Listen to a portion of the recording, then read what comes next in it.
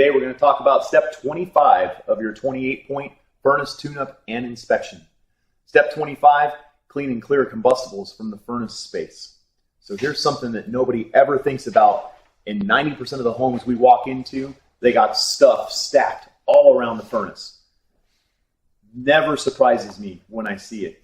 Think about the furnace that's in a hallway. In that furnace closet, you got brooms, you got a Swiffer, you got a mop, you got some old family photos, maybe some chemical cleaners. I've seen family photos just melted and destroyed because they set them on top of a furnace. We want to make sure that everything around this furnace is completely cleared out. It actually has fire ratings. Fire ratings on this furnace. This particular furnace is 6 inches off the front, an inch off each side, and 6 inches away from this flue pipe. So when it's in the closet, we don't want to stack stuff all over it.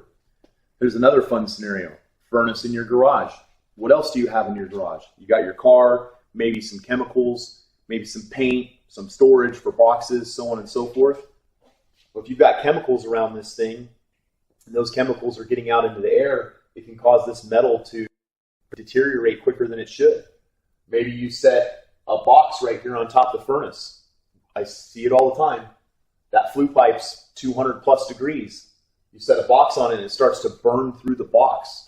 We don't want to catch boxes on fire in your garage. That's never a good thing.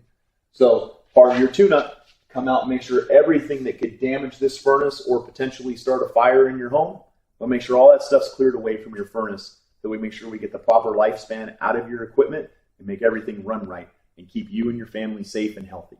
Super important. Get your maintenance done. Have that tune-up. Set up an annual maintenance program afterwards so you don't even have to think about getting your tune-up done again because it just happens automatically. See you on the next video.